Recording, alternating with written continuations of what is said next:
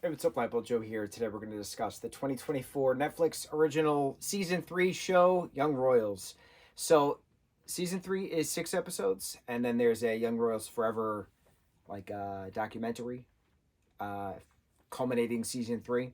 So it's like how they filmed it, and but then it goes back to the beginning, like casting and chemistry read, stuff like that. So, having Evan and Omar being, Wilhelm and Simon respectively, uh, it's a neat origin story of how the two got the parts together while working very well together to then continue out the next 3 years of magic. The actress who plays Sarah has autism in real life. I didn't know that. So to have true authenticity throughout the series, an actor or actress playing a character of themselves, kind of a thing, it's just very important. It's very important to see that. And we've been praising this show many a times since the beginning. And when this came out, it was compared heavily to Red, White, and Royal Blue, which was a book at that time, because of the whole non-royal to royal love interest kind of a thing. And then now that that movie has come out, of course, it's still compared to it. But this is a show, and that's a movie. And then you have Heartstopper thrown in the mix as well in regards to the comparison. That's the holy trinity right there, two of which are Netflix properties. So it was hard watching this season. I'm not gonna lie, because I knew it was ending. It was the final season. I knew it was gonna end. I was terrified that somebody was gonna die. I was genuinely terrified. What if the characters was going to die? And thankfully nobody died. It was just a beautiful send off. It's a blip in regards to the characters are in high school and it's a boarding school, and it's what happens next after the graduation and what happens when Billy doesn't want to be prince. He doesn't want to be king. He renounces the crown. What happens, right? So it's a nice conversation in regards to this. Can a commoner be with a royal? What are the ups and what are the downs? You can still love the individual. You could still love the prince without loving the monarchy behind it, without loving the royal family behind it, because the royal family is treating the prince like absolute garbage. So it's a very beautiful conversation in regards to that. Different conversations in regards to Simon and his family, Sarah living with their dad for a bit of the season, but then Felice's story, August's character development, bro. Could not imagine this ending how it did for him in regards to potentially getting the throne, but the horrible villainy that he portrayed in one, leaking the video of Simon and Billy, and then, the aftermath of that. Then there's a royal court trial in the beginning of this, so it's very interesting. But him expressing, talking about an eating disorder, and not really because it's an eating disorder, and talking about past trauma in an initiation that him in his first years, because they're in third year now, him in his first years had to experience in an abusive aspect in regards to hazing, in regards to initiation for, Hilsirka, the school. Talking to Willie about that, talking to Willie about that his brother was actually involved in that. And then the two of them at the palace, and August saying, I shouldn't have posted the video. I'm so sorry. And just the tears in his eyes and the tears in my eyes and the tears in Billy's eyes saying, I know. Thank you. And it was just, I did not expect that character development, that villainy towards remorse. It's very hard to express remorse in regards to character development. And this was a beautiful explanation of showing remorse for doing a terrible thing to your cousin. I was blown away with that. I was blown away with how they wrapped everything up, how they had, Lily and Simon break up for a bit, come back together. I thought it was very important how they did that. You're still not over me, that kind of a bit. But I'm old. So when I was young, when I was their age, when I was a teenager, because you have teenagers playing teenagers, which very rarely happens, ever in cinema. When I was a teenager, I did not have anything of this nature of representation in regards to the queer community, same-sex love, being allowed to express your love for someone of the same gender. We didn't have that kind of representation back then. Everything was a butt of a joke kind of a thing. When I was a teenager, we had Will and Grace. That was a butt of a joke kind of a thing. It's still a great show, but still a butt of a joke.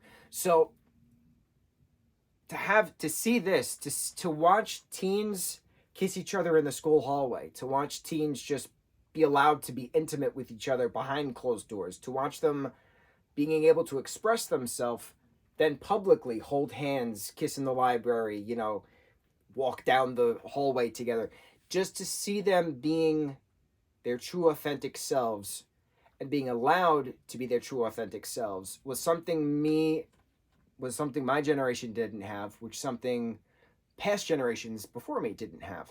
So of course, things aren't 100% great at the present moment where we are now, but they're vastly better than they were back then. So I'm very curious to see what happens next. What's the next bit of representation matters? What's the next bit of kids being kids, kids playing kids, and then same-sex couples being allowed to be same-sex couples without the constant vitriol that comes out of idiots. It was a moving moment, especially at the end when they were doing a little montage of the two of them, Willie and Simon, just hugging, or like the first kiss that they had in the hallway, and like just the things of the 3 seasons, them just like they do a lot of touching of like faces and neck and stuff, so like just like that kind of like drag kind of a thing. Like there was like a very quick 30-second montage of the 3 seasons worth of their intimate moments, and here I am just sitting with this stupid grin on my face, like a proud kind of moment. Like I was so proud to see these characters were able to be their true selves, be able to express themselves in a school, in this boarding school. Of course, there was the stipulation within regards to the royal aspect, but it was a nostalgic feeling because it didn't exist back then. So now that it exists now that it exists in my mind, I feel like, how do I explain this? Like it feels like I'm 17 again, watching this, like seeing myself through another character kind of a thing. Obviously, I'm not 17. That was quite a time ago. But it just felt like a nostalgic 17-year-old high school kid, me, watching this group of high school kids.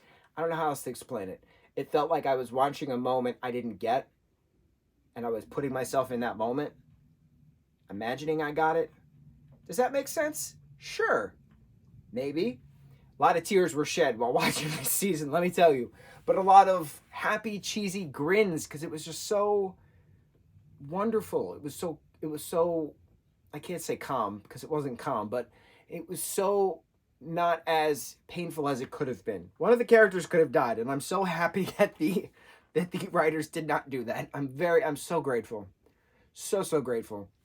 This show is important because of that representation matters, because of the we not me, because of the fact that it can mix the classes.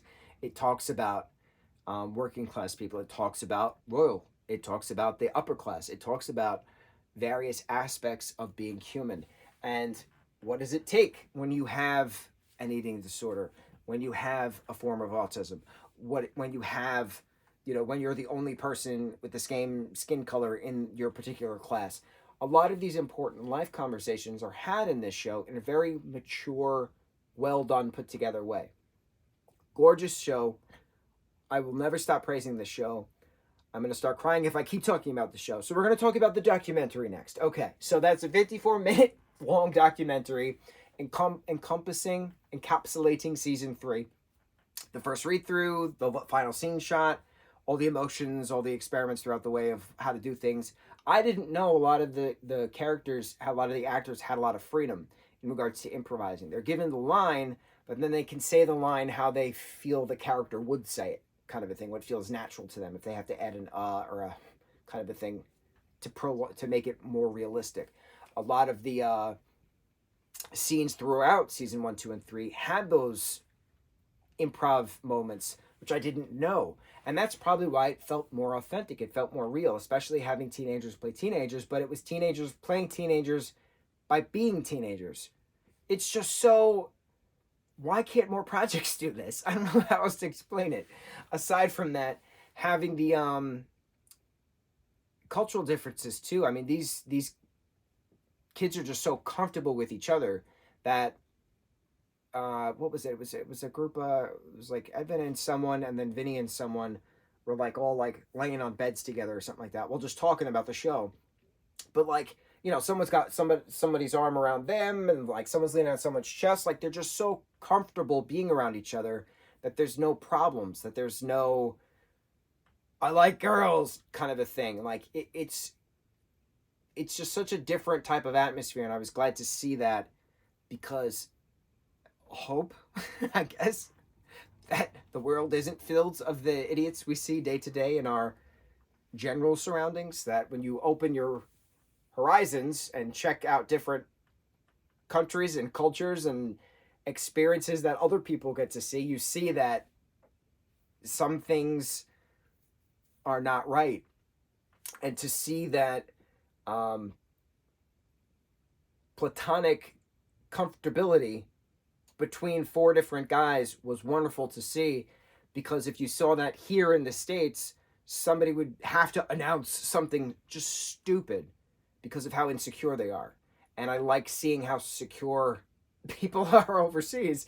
Um, certain parts of the world are within regards to that. So it was just nice seeing. It was nice seeing how they all interact with each other. Different slang terms that they have throughout as well. And I don't speak Swedish, so it was nice seeing things. It was nice seeing things. It was nice seeing a different culture. It was nice seeing how they worked the scene out, how they cried hysterically after certain moments, and like the little speech Evan gave Omar at the end when they were finally done filming. Like he's honored to have worked with him, and it's just I cried. I did. I cried a lot watching this show. Cried a lot watching the whole series, to be honest. 6 episodes per season, excuse me. So 18 total plus that finale. In regards to the documentary finale, I'm gonna miss it. I really hope like 10 years from now they do a sequel series in regards to what happens next. I would love to see what the characters are up to 10 years from now. Who knows? They bring back shows randomly all the time. Young Royals season 3 2024 Netflix original project. Absolutely gorgeous. Absolutely incredible. On to the next review. Mucho mahalo.